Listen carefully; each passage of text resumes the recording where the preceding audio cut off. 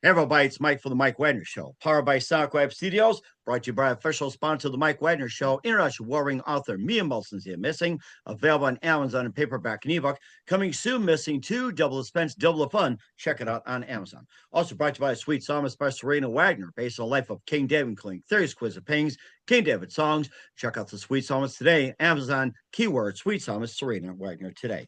We're here with the amazing author who served as a contract air controller in Iraq, Afghanistan, and Guantanamo Bay, facing every enemy fire and surviving the Taliban suicide bombs.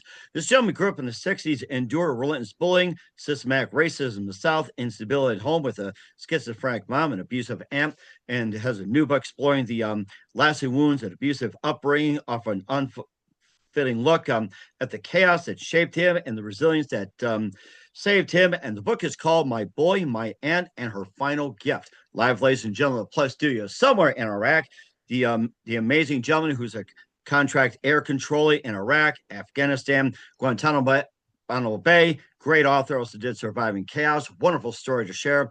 The multi-talent Harold Phifer. Harold, good morning, good afternoon, good evening. Thanks for joining us today. Good morning to you guys. Hey, thanks. I appreciate it. Glad to be here. Well, it's great to have you on board as well, too. So you serve as a contract air controller in Iraq, Afghanistan, Guantanamo Bay, faced enemy fire, surviving Taliban suicide bombing. You grew up in the 60s, enduring relentless bullying, systematic racism in the South, instability at home with a schizophrenic mom and abusive aunt. You have a new book that explores the lasting wounds of abusive upbringing. You offered an unfitted look at the chaos that shaped you and the resilience that saved you as well. And the book is called My Bully, My Aunt, and Her Final Gift. And before getting all that, Harold, tell us how I first got started. Oh, Way back, Machine Sherman, way back. wait, I went to college, Mississippi State University. Did four Nice. years there, and left there in the SEC for a while, right? Then I went to Jackson State in Jackson, Mississippi, and from there I started my career as an air traffic controller with the FAA, Federal Aviation Administration. The people that have been in the news recently. Yes, Um, that's right. And I think we've all been aware of what's going on with the crashes and everything. And my question is, if you ran the FAA, what would you do? if I If if I you did ran what the now? FAA, yes. Actually, yeah, you kind of hate to hear this, but they're doing good. I mean, things kind of happen, and you're not proud of it. And they do a lot of homework. They do a lot of investigation. They do all they can to keep it you know, to non-existence.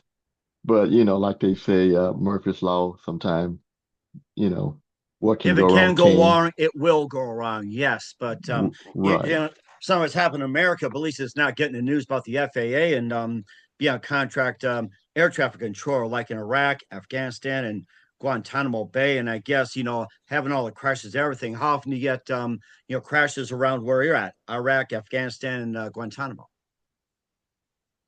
We've been lucky. Haven't had anything major, airplane to break down or something, but we haven't had anything major. So we've been lucky.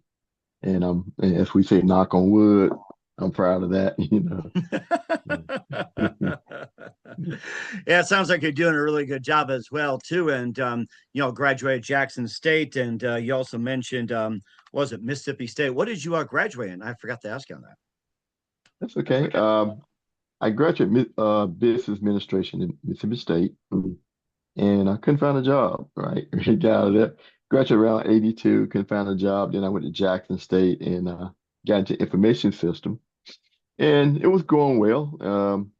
Almost got a chance to work with National Security Agency, and kind of didn't work out. And then the FAA kind of came a calling, and that was a good connection. Like I said, I had some run-in. Like I said, I never had too many racial run-in, but just like anybody, you're a bad conversation, you know, or you run into somebody, and I'm sure people say the same thing about me. We ran into Harold on a bad day, whatever. But nothing that stood in the way. So, went through the FAA, hit a spot where I got kind of complacent and I needed a change. And saw a chance to do contracting. So I retired and started contracting in Afghanistan. Okay. And after being, go ahead, go ahead. I'm No, no, sorry. go ahead. No, I was just expanding on how I got into writing from there. I had a dysfunctional childhood.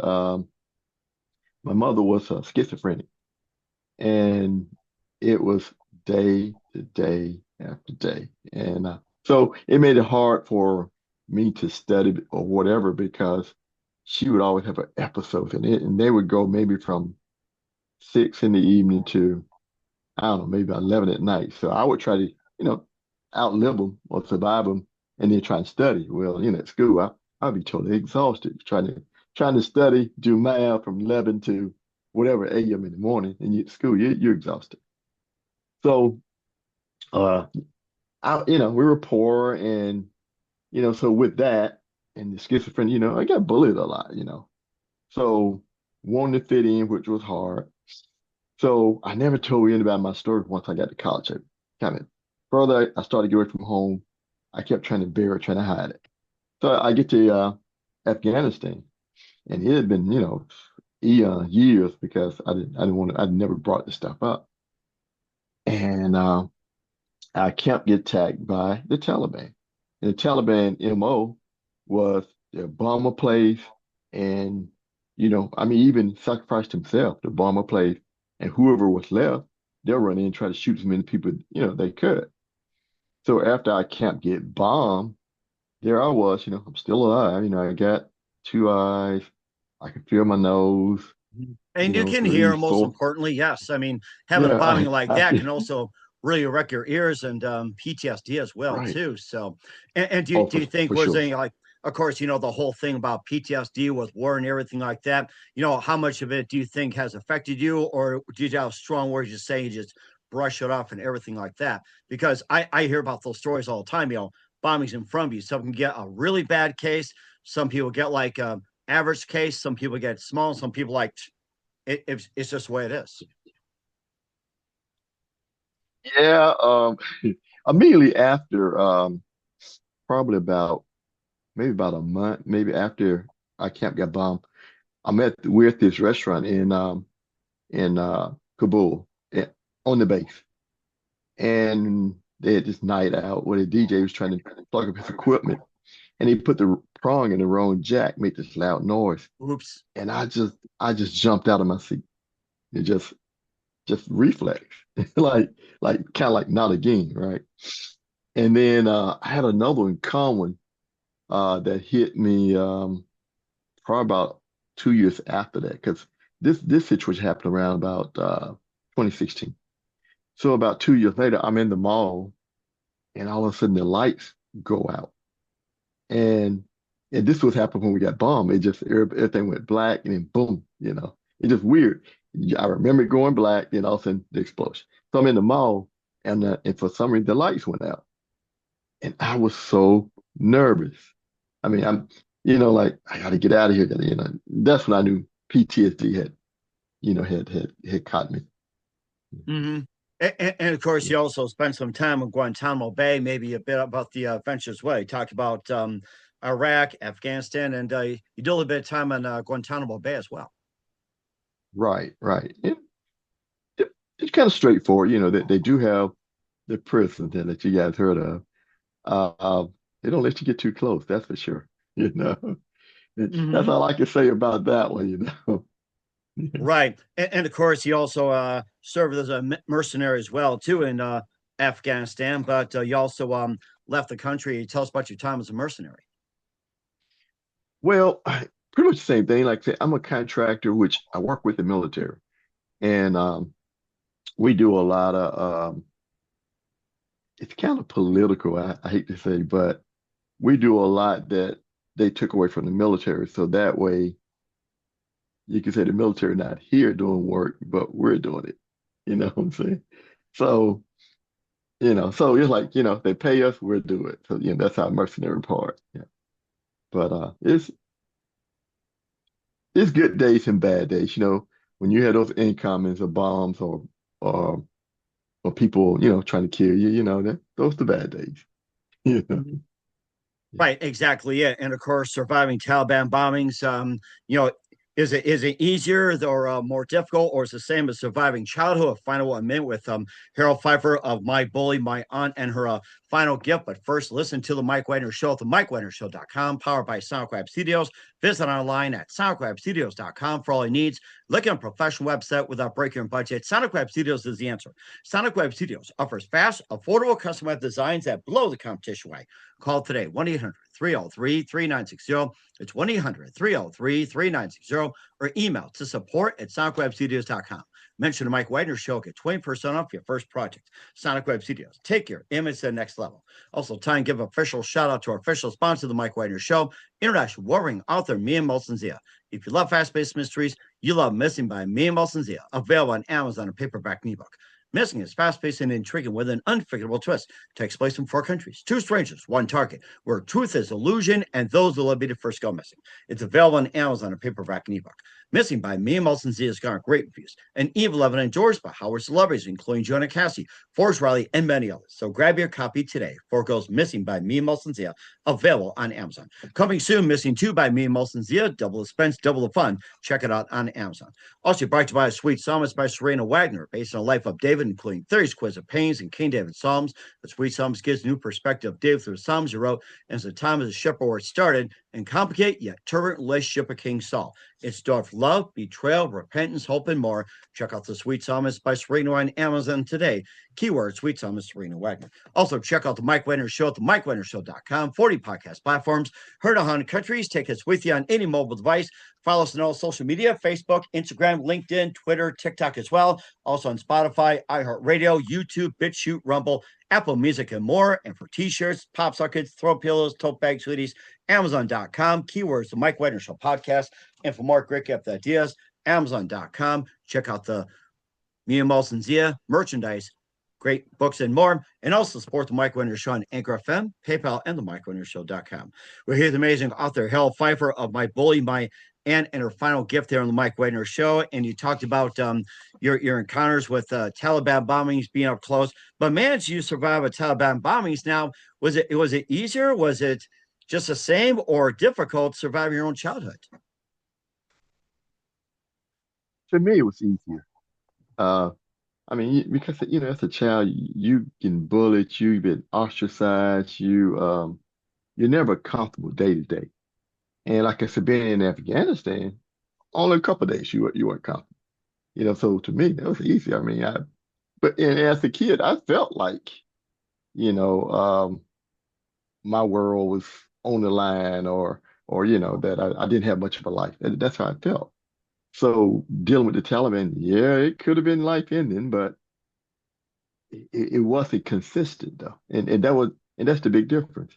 And like I said, when I got started in the writing, like I said, once we got bombed, I knew I always wanted to be a writer. Maybe back as far as 14, but then I'm sitting there, we got bombed. I'm sitting there like, man, I never wrote that book, and I'm praying and trying to find my way back to the safe room. And I'm like, God, if you let me out of here, I'll write that book. So fortunately, I made it out. I wrote the book, Surviving Chaos, How I Found Peace at a Okay. beach bar. So you said it was in 2014 you wrote it? Uh, I I kind of had all the material since I was about Oh, okay, 14, pretty gotcha. much. Hmm. Okay. All right. And, well, I was just going to say about the Taliban bombing. At least once you're bombed, you have to worry about name calling or anything like that. So I kind of thought about it. So it's like, well, once you're bombed, you don't have to worry about the name calling from those bullies. They're bombed already. You don't have to bully anymore. So You're right. You're right. So leaping over to my bully and my aunt and her final gift. After I wrote Surviving Chaos, people kept asking me about one of the characters, which was my aunt. They said, "Well, she liked it. How did how'd you survive her? What, and I like it kind of hit me. Hey, she deserved a book of her own. So that, kind of um made me get into writing that book, My Bully, My Aunt and Her Final Gift. Both of them, I tried to bring out a lot of the human, a lot of the wackiness. I didn't want it to be so dramatic, so woe is me. So they're both very funny. And of course, my bully is even more humorous because I went after, someone who passed away. you don't want to beat him up too bad. So I went off all the wacky and all the humorous moment I had with her. And they're funny now, but they weren't funny then, but they're funny now. Mhm. And of course, before you're writing a book, who's some of your favorite authors and writers or favorite books growing up? Ooh, I'll say Alex Haley, James Patterson. Of course, you like Stephen King. Um, Um, I, I mean, everybody's got to read a Stephen King novel, but of course, I had the honors of right. watching The Shining, a bit of Christine, and everything like that, and having Jack Nicholson, a Stephen King movie, doesn't hurt either, too. No, it doesn't hurt. I He think made he the should have been in impression. all Stephen King movies. To be honest with you, he would have made more money instead of sitting at a Lakers game. So that could be like a nice novel itself, like horrors at watching the Lakers. Yeah, yeah, you're right. That's kind of where they are today, right? That's Right. kind I of mean, painful that's to a scary watch, novel itself. Unfortunately, it's not in right? the old Clippers arena, but we just have that too. So, Okay.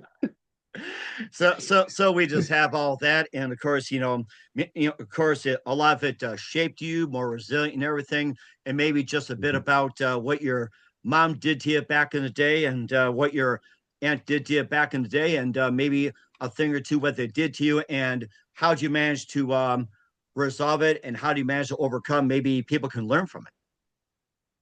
Oh wow. Humor. Humor was one of the big one. Um, I knew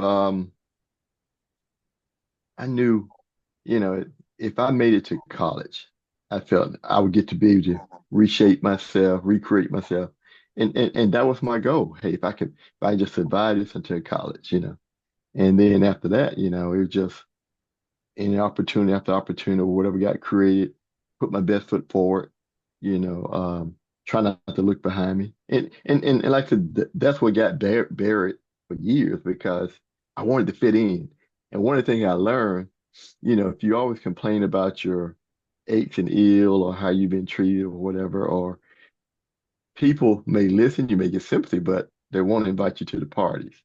So like, you might want to kind of squash some of that, and that's what Yeah, I did. yeah, exactly. Don't bring your problems to a party or right. So yeah, it's like okay, Right. okay, now let's move on. So we just have that. But of course, unlike most people who suppress the trauma and all that, puts aside either they drink, drugs, or whatever it is, you manage to face it head on and suppressing it. And what was the key elements that to face it head on? And if somebody's having the trauma, what would be the best advice for you to someone face the trauma head on? Oh well, no doubt get counseling. But look at your small successes. I mean, there's something you did, something you do well, somebody that does like you. Lean towards that and build on it. Hey, I got past this moment, okay, before, or I overcome something, or I succeeded at something. Build on that. Well, okay, I can do it again. Okay, just keep building and building from that, and then eventually you'll walk your way out of most traumas, I think.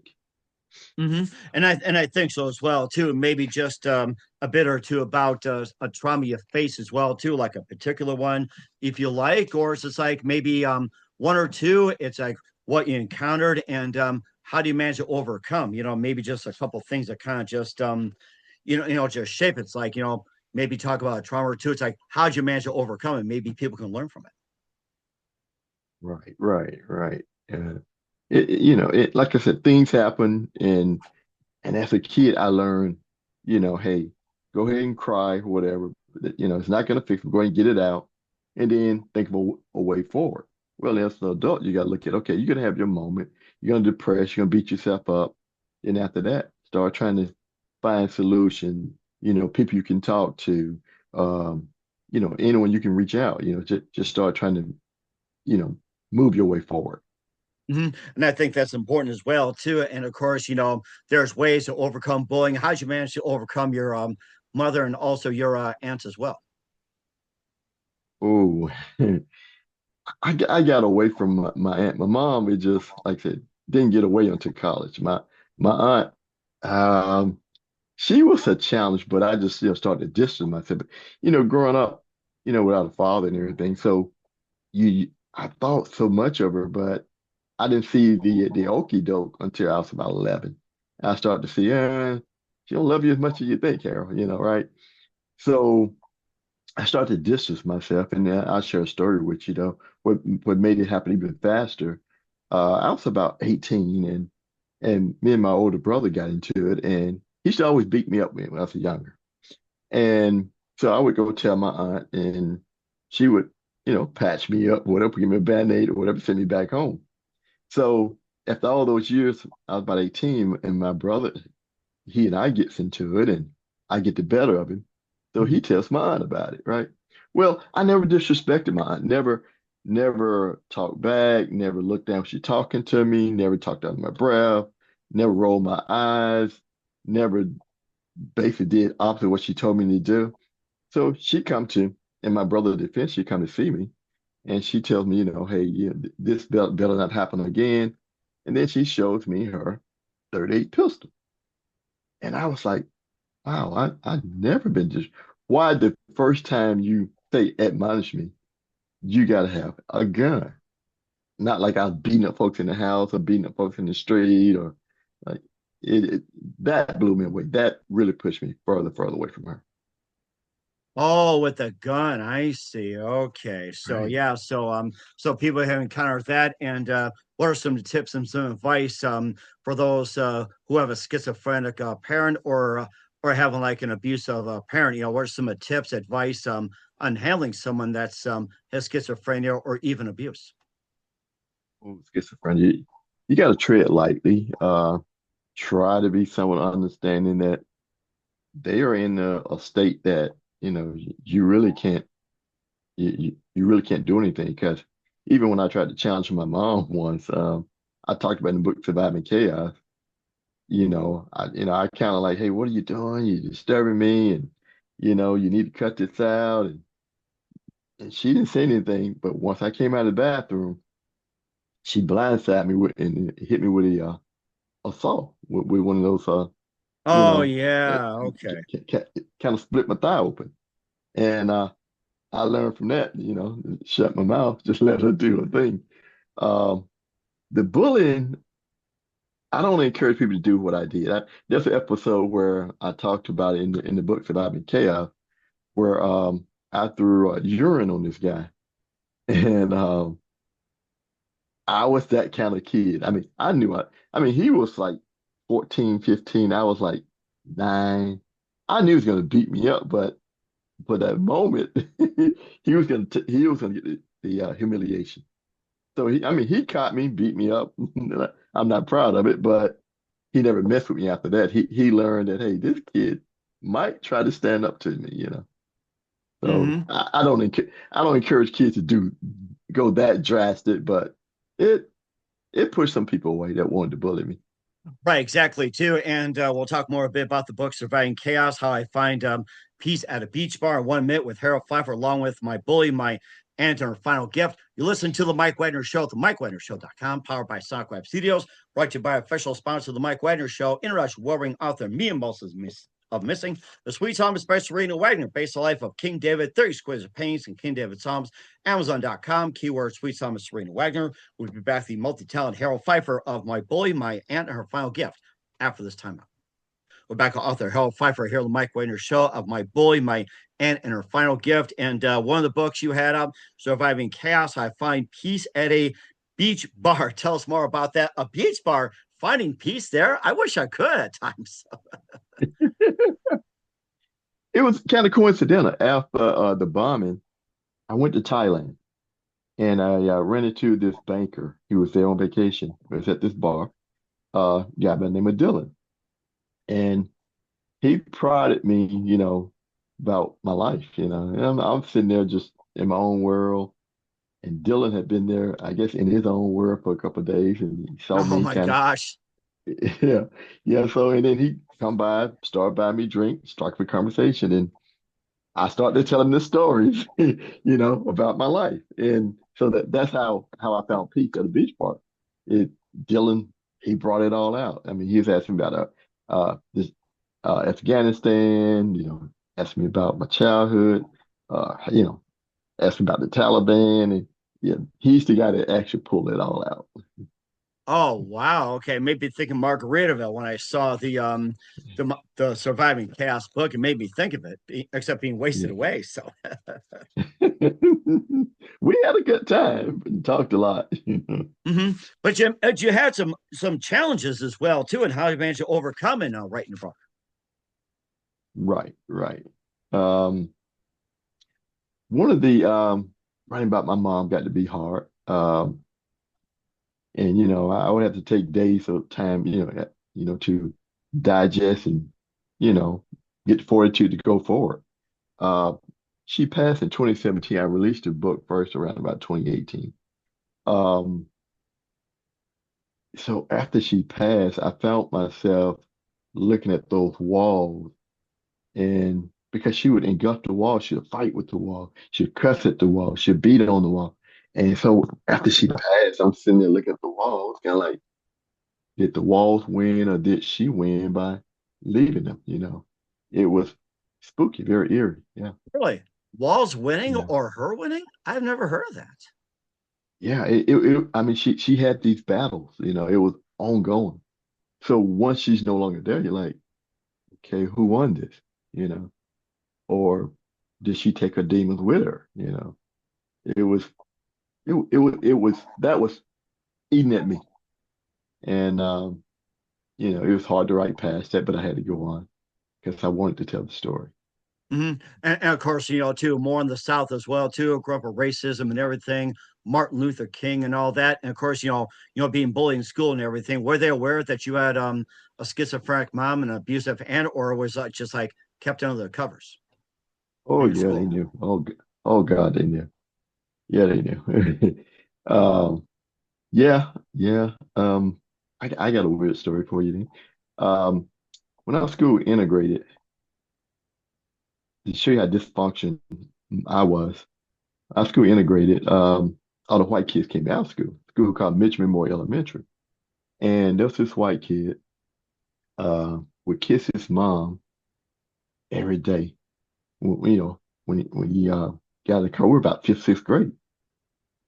It was so weird to me that because I never kissed my mom. I mean, I would watch this guy in envy, in envy, like, As in kissing God, mom goodbye, bye, I love you. yeah, yes. I wasn't used to that. Oh, And I it see. it was the weirdest thing to me. Yeah, yeah. It's something my kids and nephew kiss me goodbye all the time. But I cherish taking them to school when they were growing up. Or Yeah. some people like that. Bye, we love you. Whack. Get out of No, here. it wasn't that. Or No, some parents would do with their kids. I know. It just like that guy left an impression on me to this day.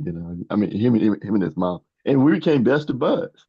And what was weird though, I would go visit them, and we'd do our homework, whatever. And so his mother and my friend tried to come see me, and because we didn't live that far apart, and my mom ran them off, Oh. and it broke me in a lot. I mean, I was broken. I was embarrassed, but mostly broken because after that, we were never as buddy as we were before. And, Mm. just mom being mom. So your mom pretty much broke up that friendship, right? Yes. She broke with a bunch of friends. She broke with a bunch of them. Yeah, that was one for sure. Yeah, Oh boy, that yeah, is sad right there. It's just really sad. Oh my gosh. yeah. Yeah, and I think that's chaos right there too. And in fact, you also managed to be sleepwalking out of Afghanistan, walking it all back, and tell us more about that book. Yeah, that was the original, and it's not as let's say as wacky or humorous as Surviving Chaos. Surviving Chaos is a combination of two books. That's another book I wrote called The Bicycle Lady, which was more about my mom. So I just morphed the two books and created Surviving Chaos. Okay. So this kind of Mhm. combined all together. And where can we find all your books at, Harold, and what's your website? Yeah, you definitely can find them all on Amazon.com. Surviving Chaos, Half Pound Piece at the Beach Bar, and my latest, my bully, my aunt. and Her Final Gift on Amazon.com, or you can go to BookBaby, BookBaby Bookshop. They got it there. Barnes and Noble, all the book houses have it. My website, riseandread.com. Like get up, riseandread.com. Is that your own company, Rise and Read, or is that an affiliate with a bunch of other authors? No, it's my own. I write under a pen name named Dean Cone. I write fiction under that. So I try to separate the kind of the two genres, and Okay. my nonfictions are under Harold Phifer. That's haroldpfeiffer.com. No, Okay. no, I'm it sorry. just just on the website. I kind of split them up on the website.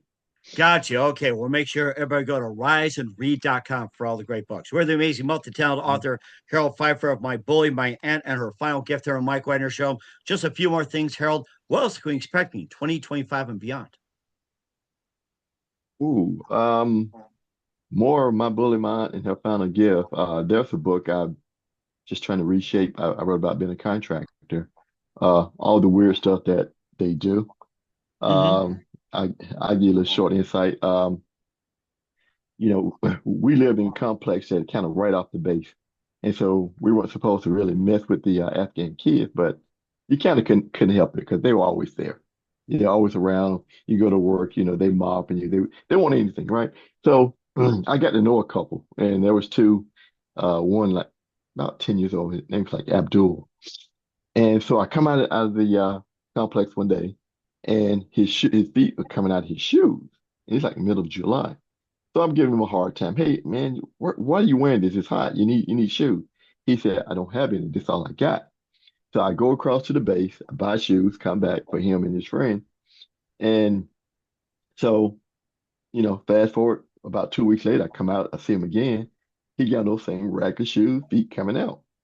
I said, what happened? I'm really getting on. What happened to those shoes? I got you. Well, what are you doing? He go, shoes are finished. I said, what? He said, shoes are finished. He sold the shoes I bought for money and put back on the Rackley one. So, that hit me, how grave it is for them. And another thing, like we have tons and tons of water, lying around. We get water, take it to camp, whatever, take it to work. And so we would give them water time to time, just to get just to get rid of it, we give them a package of water. Well, the next day they'd be trying to sell that same water back to you.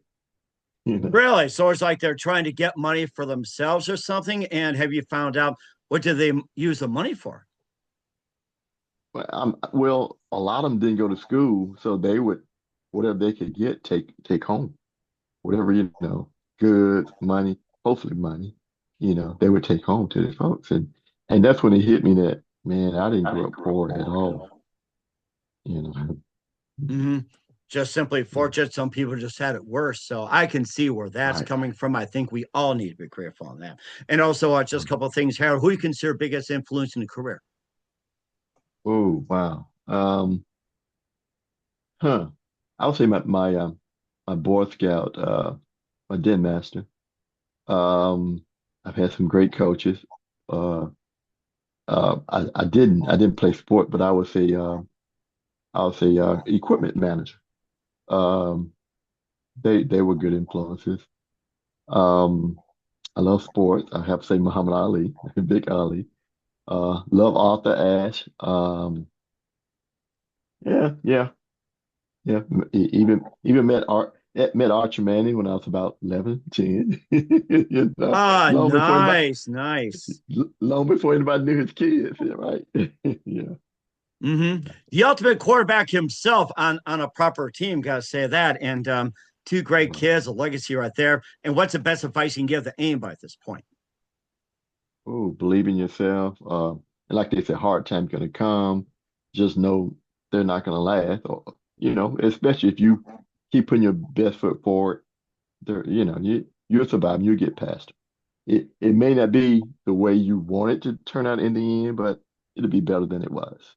And I think that's a great idea as well. We're here with the amazing Mhm. multi-talented author Harold Phifer of My Bully, My Anna, our final gift here on the Mike Wagner Show. Harold, very big thank you for your time. You've been absolutely fantastic. Learned a lot. Looking forward to having you soon. Keep us up to date. Keep in touch. Laugh, have you back. And what's your website? How do people contact you? Where can people purchase or check out your books? Sure. Like I said, Amazon.com, and eventually you will be able to buy my books on my website right now, maybe about a month from now. But right now, go to Amazon, Amazon.com, get the book, ebook. Um, I don't think the hardcover is there, but the audiobook is there as well. Okay. And what's your website again? Riseandread.com. We want everybody to go to that website right now. Once again, Harold, very big thank you for your time. You've been absolutely amazing. Looking forward to having soon. Keep us up to date. Keep in touch. Laugh, have you back. We wish you all best. And Harold, you definitely have a great future ahead. Thank you.